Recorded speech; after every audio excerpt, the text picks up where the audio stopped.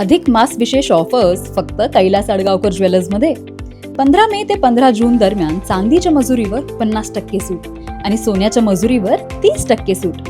आजच भेट द्या कैलास अडगावकर ज्वेलर्स, दत्त मंदिर बस स्टॉप, नाशिक रोड.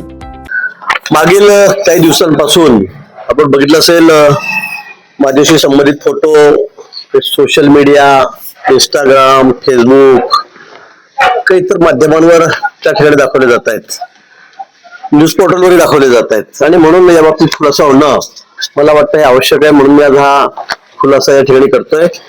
या फोटोमध्ये मी आहे, माझ्याबरोबर जी मुलगी आहे तिचे वडील माझे अतिशय जवळचे मित्र आहेत, जे होते ते आज नाही आहेत.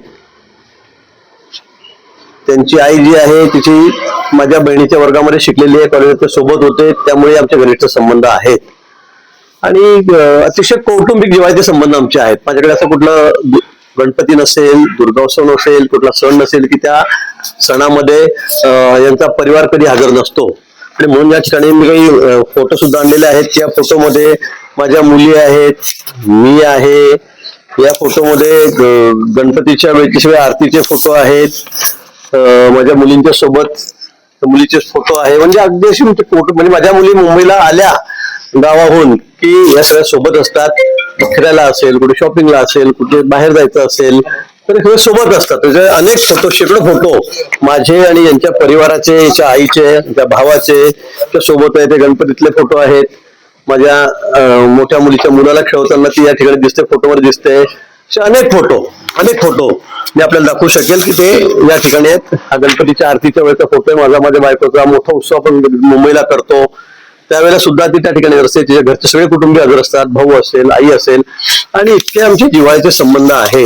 आणि असं असताना गेल्या 4-5 दिवसापासून आपण बघतात की जाणीवपूर्वक काही माध्यमातून काही लोक हे फोटो आमचे त्या ठिकाणी सेल्फी काढलेले त्यांच्या माध्यमातून दाखवतात, त्याचा वेगळा अर्थ लावताय. खरं म्हणजे त्या सेल्फी काढण्यामध्ये आता आपण फोटो जर बघितले असेल तर काही नाही. माझ्या मुली जसे फोटो काढतात माझ्या बरोबर तिच्यासोबत काढलेले आहेत, अनेक फोटो आमचे आहेत, तसे तिने पण फोटो काढलेले आहेत. पण हे काढत असताना आजूबाजूला माझ्या मुली आहे, कुटुंबीय आहेत, तिचे कुटुंबीय आहेत, पण ते क्रॉप करून, त्याच्यामध्ये छेडछाड करून, ते कापून फक्त आमच्या दोघांचाच फोटो त्या ठिकाणी दाखवलेला आहे, मुद्दाम म्हणून. तर मला कळत नाही हे आपण असं का करतो आहोत, यामुळे कोणाची काय बदनामी होते. आपण राजकीय, आपलं काय असेल राजकारण आपण ते करू, आपण काय असेल ते लढू, पण अशा पद्धतीने एखाद्या मुलीची बदनामी करणं हे कितपत योग्य आहे. आजकाल आपल्याला माहिती आहे याच्या माध्यमातून त्या क्रॉप करून, माफ करून कशा पद्धतीने फोटो दाखवले जात आहेत. जगातले, देशातले सगळ्यात मोठ्या लोकांबरोबर किती घाणेरडे चित्रण या ठिकाणी केलं जात आहे, दाखवलं जात आहे. आणि म्हणून या याचाही वापर इतका चुकीचा चाललेला आहे की कोणाकोणाला आयुष्यातून उठावं लागेल की काय, अशी परिस्थिती या ठिकाणी निर्माण झालेली आहे. म्हणून मला वाटतं की माझे राजकीय हेव्यादाव्यातून काही मंडळींनी हा फोटो या ठिकाणी दाखवलेला आहे.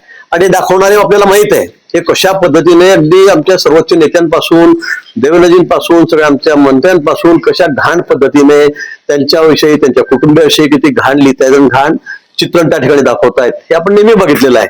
आणि म्हणून या संदर्भामध्ये मी तक्रार सुद्धा केली, पोलिसांमध्ये तक्रार केली.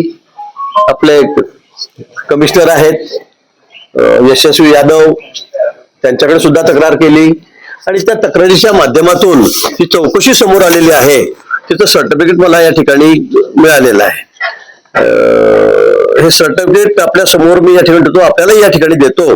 आणि याच्यामध्ये सरळ क्लिअर कट हा रिपोर्ट आलेला आहे. मी प्रायव्हेटचाही घेतलेला आहे करून, मोठ्या एका इन्स्टिट्यूटचा, आणि सरकारी पण घेतलेला आहे तक्रार देऊन. आणि या त्यांनी अगदी शेवटी अगदी क्लिअर म्हटलं, it is here by certified that the aforesaid images has been tampered with and modified. म्हणजे याच्यामध्ये छेडछाड झालेली आहे, याच्यामध्ये बदलाबदल केली गेलेली आहे, असे सगळे फोटो आहेत. म्हणजे आजूबाजूचे सगळे फोटो कापायचे, आम्ही आता या ठिकाणी 2 उभे फक्त आमचे चेहरे दाखवायचे आणि काहीतरी मग विक्षिप्त लिहायचं. सेल्फी मध्ये काही नाही, सेल्फी काढलेला आहे, त्याच्यामध्ये 5-7 लोक होते, त्यांना कट करायचं आणि आम्ही दोघांनी फोटो काढले. बरं, याच्यामध्ये आक्षेपार्ह काय मला हे कळत नाही. पण अशा पद्धतीने अतिशय घाणेरडी बदनामी करायची, जाणीवपूर्वक ती करायची. राजकारणामध्ये आपण त्यांचं काही करू शकत नाही. आणि म्हणून अशा पद्धतीने हे आपल्याला माहिती आहे हे किती दिवसापासून चाललेलं आहे त्याच्यामध्ये अनेक लोक तोंड घशी कसे पडलेले आहेत हे माहिती आहे, माझ्या बदनाम्या कशा पद्धतीने चाललेल्या आहेत त्याची आपल्याला कल्पना आहे. पण आता मात्र मी या संदर्भामध्ये सायबरला या ठिकाणी तक्रार केलेली आहे, पोलिसांकडे तक्रार केलेली आहे आणि हे असे ज्या पद्धतीने जे उद्योग करतायत रिकामी लोक त्यांच्यावर निश्चित आळा बसला पाहिजे, त्यांच्यावर कडक कारवाई झाली पाहिजे.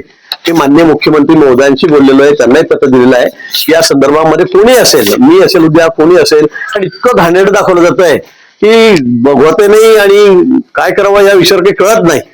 असे सगळे फोटो टेम्पर्ड करून त्याच्यात छेडछाड करून त्याच्यामध्ये बदल करून किंवा याचा वापर करून कोणाशी फोटो जोडले जात आहेत, विवस्त्र फोटो जोडले जात आहेत. मला वाटतं ही बाब अतिशय गंभीर आहे आणि म्हणून एक दुसरं आहे त्यातले की जे वारंवार हे काम करतायत निश्चित त्यांना शोधून काढायचं आहे. कोणी म्हणतं बाहेर बसलेत, बाहेर देशात बसलेत, पण जे काही असतील ते पण निश्चित त्यांना शोधून काढून अशा पद्धतीने या गोष्टींवर काहीतरी आपण रोख आणली पाहिजे असं मला वाटतंय. एनसीएन न्यूजसाठी रोहन दनी, नाशिक.